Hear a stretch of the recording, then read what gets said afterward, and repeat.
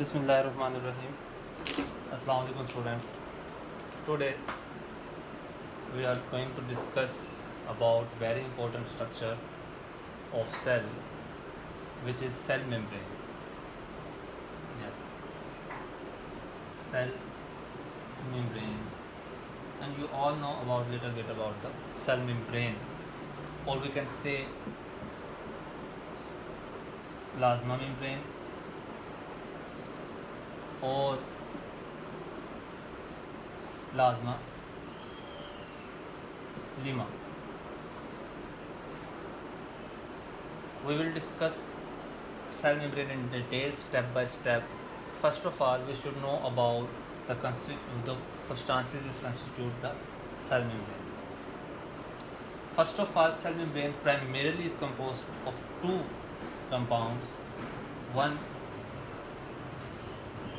is phospholipid and second is associated proteins. Main two compounds of cell membrane. Also there's little amount of carbohydrates and cholesterol present. But if we discuss the main component and the core structure of the cell membrane, so these are the two main compounds which forming the cell membrane. One is the phospholipid and one is the associated proteins. First, we discuss the phospholipids in detail. Later on, we discuss associated proteins, or maybe in the next video. But here, we will go to the discuss phospholipids. First of all, we must know about a little about the biochemistry, or we can say the biological molecules, because these are the larger molecules and organic compounds which we discuss in the biochemistry also. So phospholipids, we can say it's a type of lipid. What is mean the phospholipid? What is this compound? So look about the lipids. Simple lipids, or we can say triglycerides. Simple lipids or triglycerides, both are same. Lipid or triglyceride, in fact, consist of two compounds. The one is glycerol and the other is fatty acid. They both join to form lipid, one compound, one molecule of lipid. Glycerol and fatty acid. And how much these molecules will joining to form the triglyceride lipid compound. So one glycerol compound and three fatty acid compound meet or join to each other to form a one compound of lipid or triglycerides. Fatty acids and one glycerol. Here you see the chemical structure of simple lipids. You know glycerol. First of all, glycerol. Glycerol is something like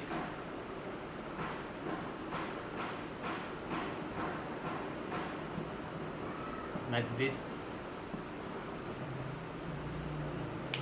and fatty acid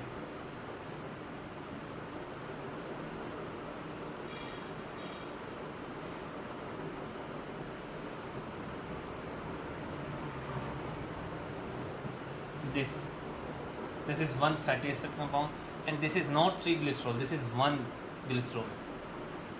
So I said that we need three fatty acid compounds and one glycerol compound. So here we make three fatty acid compounds like this,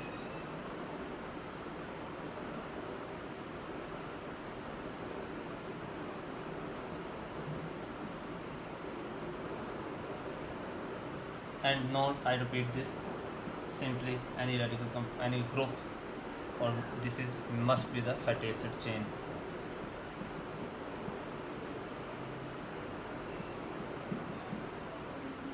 These are three fatty acid compounds plus we call only one glycerol compound.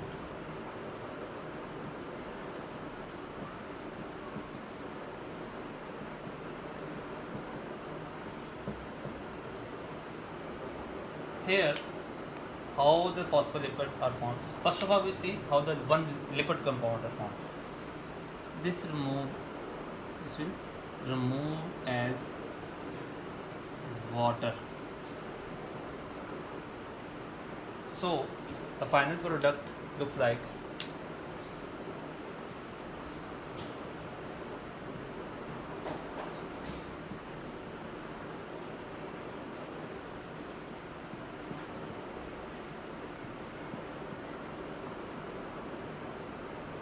in fact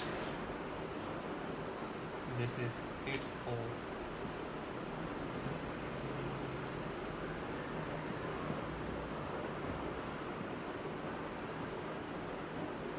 Here, this is one lipid molecule. One lipid molecule, or we can say triglycerides. How the phospholipids are formed? If we remove one fatty acid chain, suppose I remove this one, and attach, or we can add or put one phosphate compound or the phosphorus containing compound at the place of one fatty acid chain, we get the phospholipids. We can get. So here I just change this position, you know very well, like CH2O, and here I will put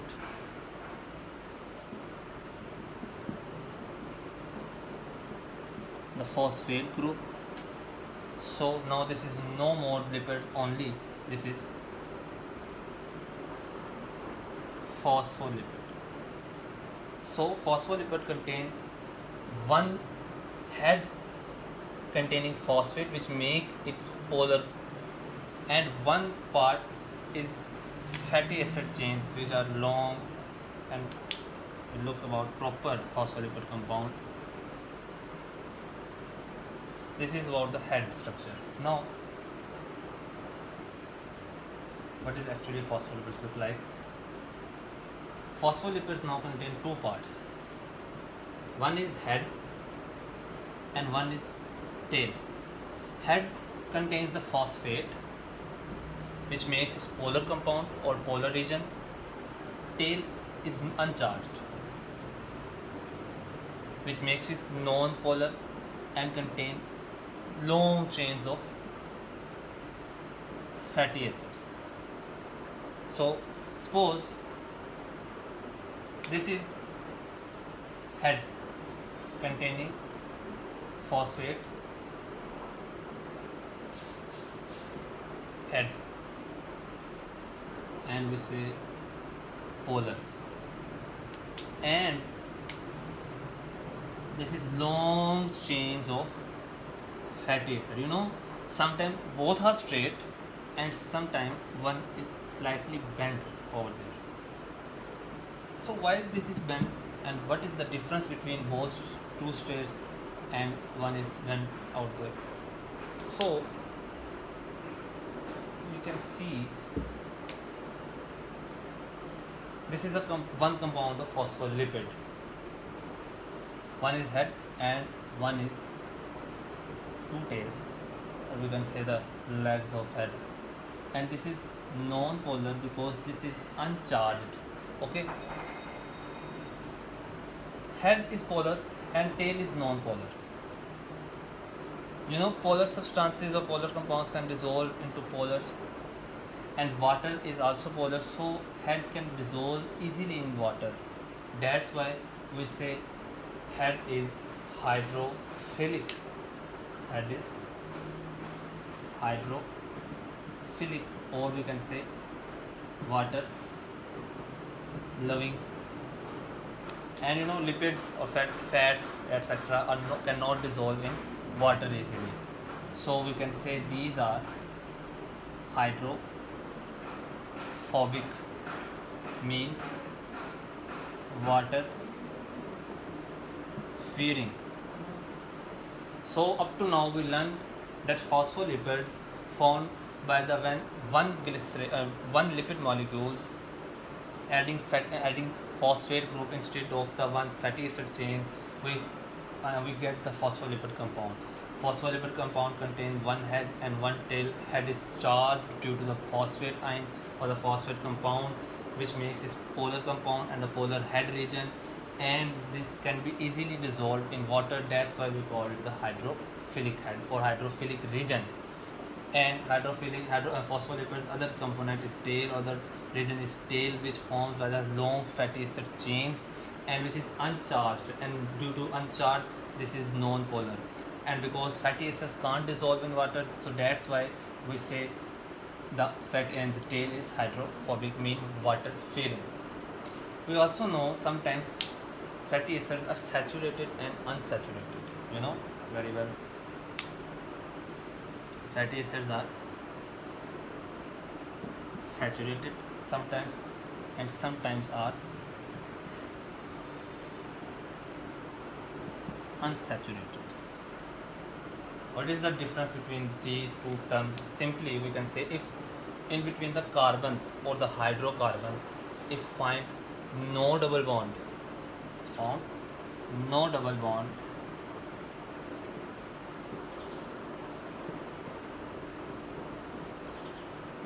that condition is, this is the condition of saturated. And if double bond is present, so we may simply call unsaturated. What is the difference between the two straight lines and one straight and one is bent? This is straight, so there is no double bond, so we call it the saturated phospholipids if both tails are straight.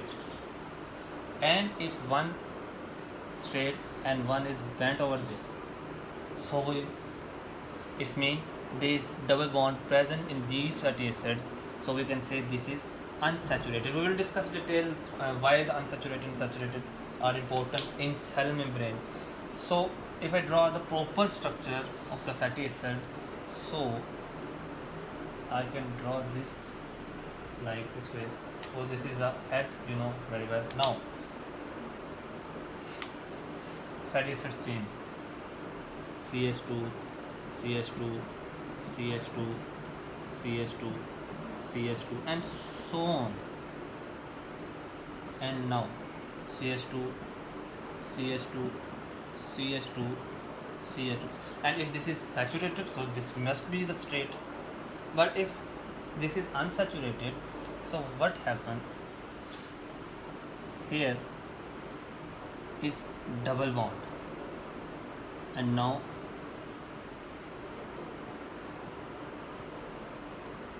bend like over.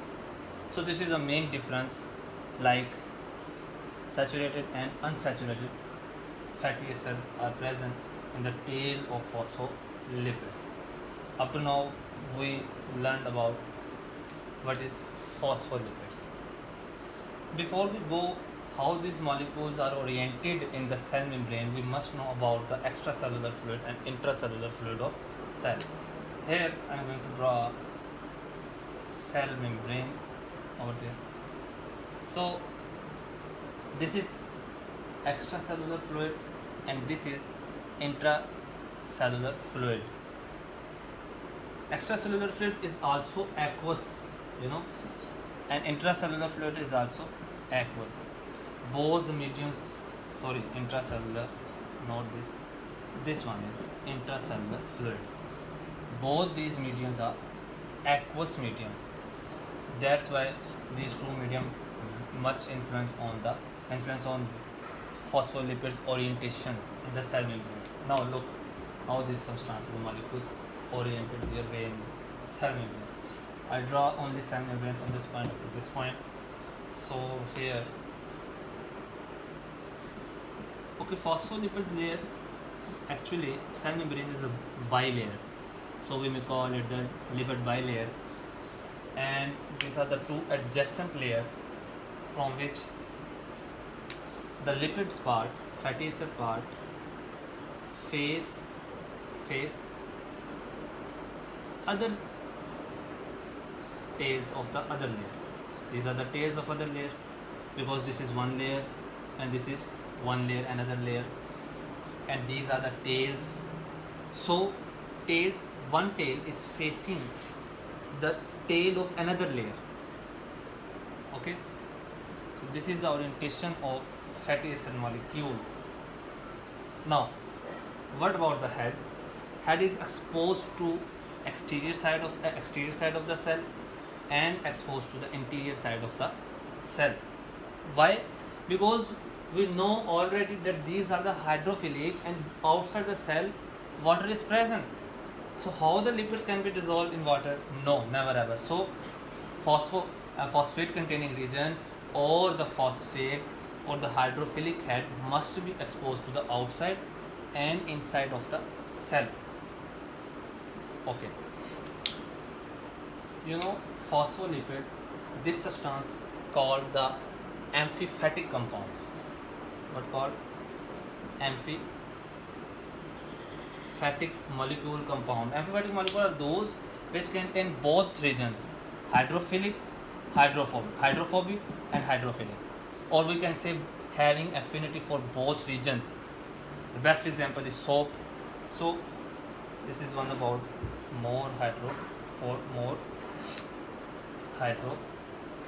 phospholipids. So this is the orientation of these molecules in the cell membrane, how these molecules are attached in cell membrane. Okay, now look, we know this contain negative charge, or we main charge phosphate, and making hydrophilic or polar, and lipids non-polar because uncharged. So the core structure of membrane is composed of lipids. So only lipid soluble and very smaller weighted molecules can easily be passed through cell membrane. Is it clear?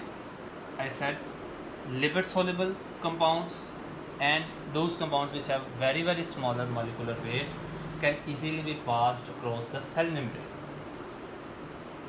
But sometimes we have a very larger compounds inside the cell, or also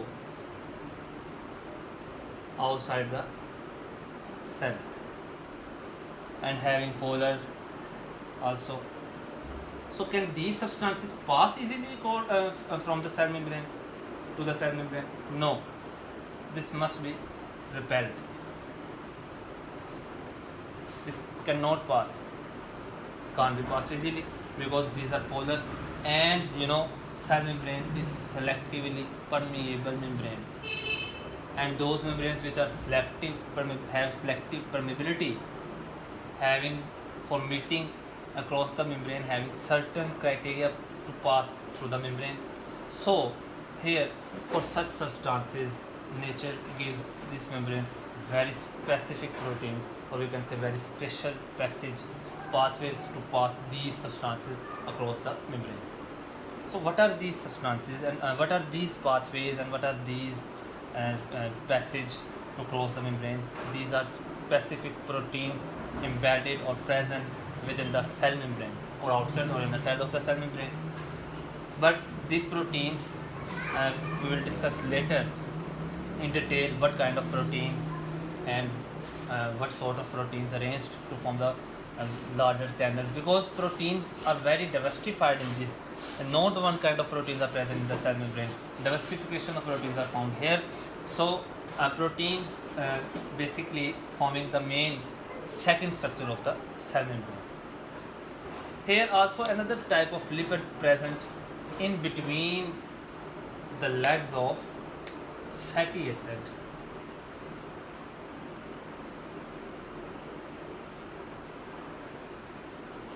Here, and you all know about these substances, which are cholesterol is also another type of lipids which embedded or intercalated between the legs of phospholipids. This is very important for the permeability, because this increase the permeability for water lipid soluble and resist the water soluble substances or the polar substances, and also maintain the cell membrane shape and maintain the stability of the cell membrane. So this is carbohydrates. Now we also know about, and we must know, that the cell membrane is not symmetrical organelle, or we can say shape is not symmetrical. This shows the degree of asymmetry. How? The phosphorus region of the outer layer and phosphorus region of the inner layer are not identical. This is one reason for the asymmetry of cell membrane. I said the phosphorus region or the phosphate region or the head of outer membrane and the head of inner membrane are not identical. Outer head phosphates are different, inner head phosphates are different. Like now, these are formed by one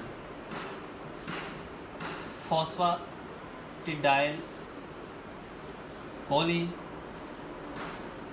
and another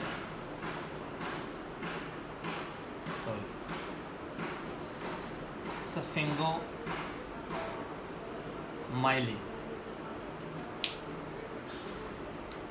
and those phosphates which forming inside of head are, one is phosphatidyl ethanolamine and one is phosphatidyl serine. So these are two compounds, basically two heads, which are not similar, because upper head is formed by the phosphatidylcholine and the sphingomyelin, and the other head, lower head, is formed by the phosphatidylethanolamine and phosphatidylserine. This is one reason for asymmetry, but there is another two options or two reasons for asymmetry of the cell membrane. This is one according to the phosphates. Now, some proteins are present within the cell membrane, like embedded within the cell membrane, or can pass through and through the cell membrane. Okay, some proteins are either present inside of the cell membrane or present outside of the cell membrane. These proteins which are present outside of the cell membrane and inside of the cell membrane are also not same. There are slightly difference between these proteins. So that's why we also can say that these are asymmetric. Another main difference and a main thing which you must know about, like the carbohydrates also present in the cell membrane. So what's about the carbohydrates? Carbohydrate also present outside of the cell membrane, not inside of the cell membrane. Carbohydrates, little amount of carbohydrate also present outside the cell membrane. There is no inside carbohydrates. That's why we call this shows the asymmetry. So up to now we learned that phosphate of the upper head and phosphate of the lower head are not identical. Proteins which are present outside of the cell membrane or outside of the cell membrane are slightly different to the proteins which are present inside the cell membrane. And the carbohydrates are also only present outward of the cell membrane, not inside the cell membrane. Carbohydrate when attached with the proteins, they form the glycoproteins, and carbohydrates when attached with the lipids, they form the glycolipids, and both these are forming the cell coat, which called glycocalyx. Glycocalyx is composed of the glycoprotein and glycolipids, which are carbohydrates plus proteins and carbohydrates plus lipids. So up to now we discussed about the phospholipids, we discussed about the orientation of these molecules, we discussed about the transportation of molecules, because cell membrane is the permeable, selectively permeable membrane, and we discussed about the asymmetry of the cell membrane. Now, very important point, you must know that these molecules are not really fixed structure. They are not fixed at their point, at their positions. They remain fluid. That's why we call fluid. And mosaic is for the different kind of proteins present in the cell membrane. There is not the one kind of protein. Fluid mosaic model. So here, these substances, these molecules are not rigid structure. These are fluidity. There is a fluidity present in the cell membrane. Why fluidity is very important for cell membrane? Why not this is the rigid structure? Why? The question is this. So, fluidity is important for three very important processes of cells. The one is exocytosis, endocytosis, and membrane biogenesis or membrane synthesis. Like suppose here are some substances, you can say protein, bonded in the membrane bonded vesicle, and cell wants to excrete this substance is this vesicle. So what happened, this move towards the cell membrane, and here it fuse with cell membrane and excrete its products. At this point, a cell membrane breaks out. So what happened, because due to the fluidity, these edges of the cell membrane can be fused easily with each other and again fill that place. And if this is a rigid structure, can't be possible to excrete these substances, and if export these substances, can't be possible to fuse with them each other, because there is, if rigidity present, so how these edges combine to each other? No, this is fluidity, because substances keep on moving, and they are mobile, and they move towards each other to form link and again join the cell membrane. So exocytosis, endocytosis also cell, motility is also the main feature of cell, which we will discuss in another topics. Suppose this is bacteria and cell wants to eat it. What happened? Cell membrane move to capture this, and moving is only due to the fluidity. Water molecules moves. Why?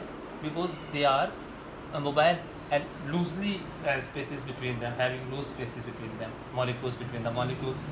But solid structure, as solid is not, can be moved easily. So this is fluidity present. That's why from a little distance it can be trapped the bacteria or the substances anyway, hormones, drugs, etc. So what happened? They join steadily, and at the time it fuses and this vesicle inside, and this is also possible due to the fluidity present in the cell membrane. This is endocytosis, cell eating. And the last one, membrane biogenesis. At the time of reproduction, a mother cell, larger cell, to forming two daughter cells, very little cells. How these cells are large, being large. This is the daughter cells, and they grow. How they grow? Because they synthesize phospholipids and adding into cytoplasm to forming the cell membrane and increase their size. As the cell grows, as the size grows, same the cell membrane also growth. Why? Because this is the fluidity present in them, and we put again and again phospholipids, their size increases. So fluidity is also important for the membrane biogenesis or membrane synthesis. So this is all about the cell membrane, which is the main important of the cell. And up to now we learned about the phospholipids, chemistry of phospholipids, orientation of phospholipids, material crossing from the cell membrane, and also the asymmetry of the phospholipids, and this is the fluidity of phospholipids.